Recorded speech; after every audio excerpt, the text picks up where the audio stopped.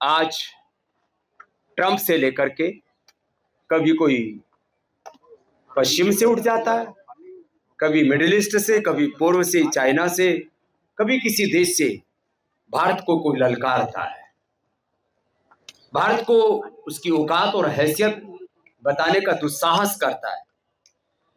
जिस भारत की अर्थव्यवस्था आज से 300 साल पहले 400 से 500 ट्रिलियन डॉलर की थी, विदेशी आक्रांताओं ने, और उसमें भी प्रमुख रूप से ब्रिटिशर्स ने, मुगलों ने 100 ट्रिलियन से ज्यादा जिस देश का वैभव लूटा, उस भारत की अर्थव्यवस्था को कोई धत्ता बताता, उसको कोई डेड इकोनॉमी कहा जाता है।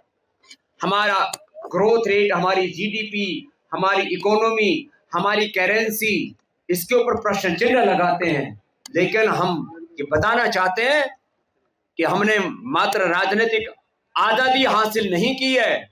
आज देश आजादी के 79वें इस स्वतंत्रता दिवस पर, स्वाधीनता दिवस पर, आजादी के इस जश्न पर यह संकल्प लेता है कि हम देश को आर्थिक गुलामी से बचाएंगे।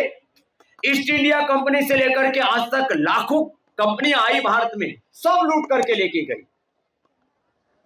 मैं कहता हूं हमारे बाल स्वदेशी, लेकिन शैम्पू विदेशी, चेहरा स्वदेशी, इस पर लगने वाले क्रीम, पाउडर, फेस वॉश सब विदेशी, दांत देशी और टूथपेस्ट विदेशी, टॉयलेट बाथरूम देसी, टॉयलेट करने वाला भी देसी, टॉयलेट भी देसी, लेकिन उसको साफ कर रहे हैं विदेशी टॉयलेट क्लीनर से।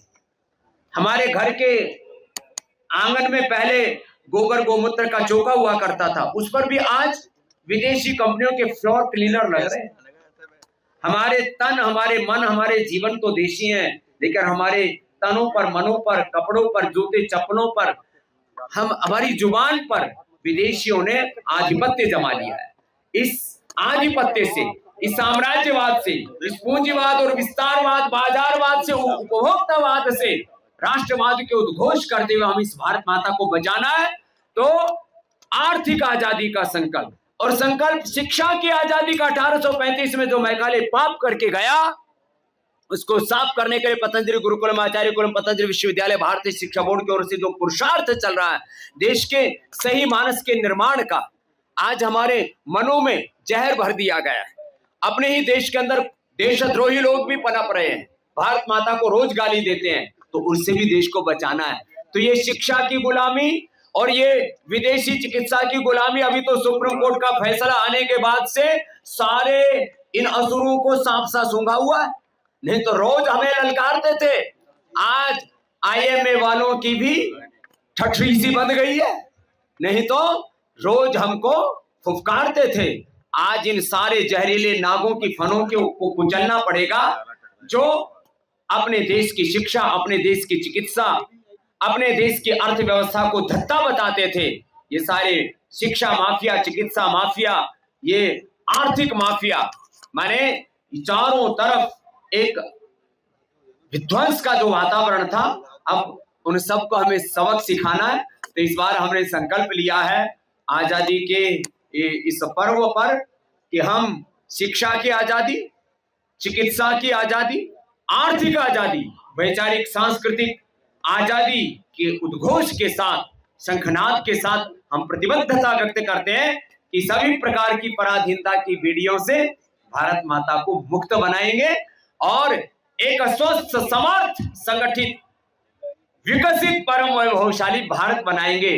तभी हमारा ये स्वतंत्रता दिवस मनाना, आजादी की वर्षगांठ मनाना सार्थक हो पाएगा।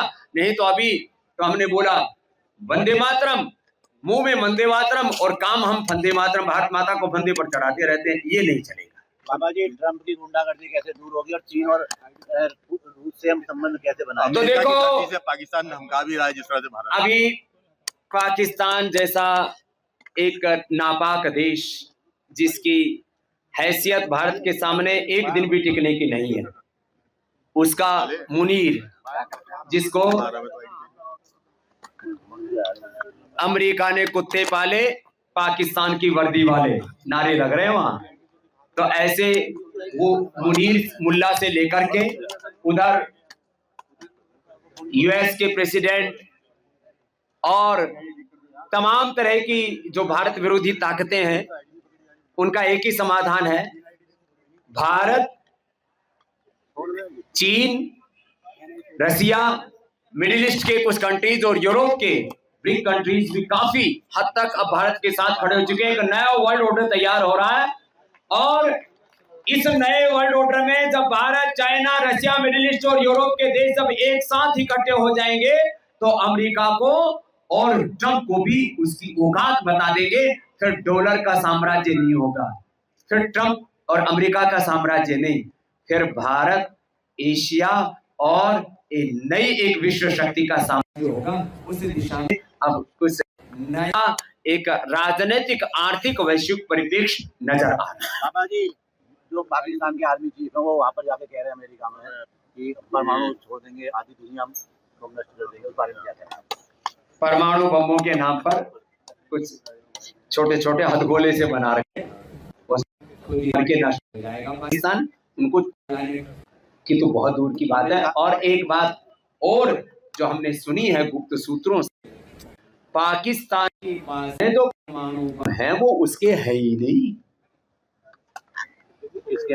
वो किसी दूसरे देश के हैं और उसी के नियंत्रण में है। इसलिए भारत के किसी भी नागरिक को डरने की जरूरत नहीं है। पाकिस्तान के पास ना अपने परमाणु बम है ना उनको छोड़ सकता है। वो तो एक भारत के ऊपर राजनीतिक दबाव बनाने के लिए भारत विरोधी ताकतों ने उसमें उसकी धरती में छुपा रखे थे। और जब भारत का ब्रह्मोस्त्र जब उनके ऊपर जाकर के पड़ा, अरे बोले भाई हाँ तो हमारा पाप छिपा हुआ है पाकिस्तान देश में, इसलिए हम हमारी नापाक हरकतों को पूरा उजागर मत होने। मोदी जी ने घोषणा करी कि पानी और खून अब एक साथ नहीं बहेगा। इस तरह की बात करना क्या जायज है? हमारी मीडिया के बंदे प्रिंट, इलेक्ट्रॉनिक और ये खबर पालिका वालों सभी लोग अपने अपने कर्तव्य में निरत हों, और हम भी निरत हैं और अखबार वाले और टीवी वाले भी निरत हों।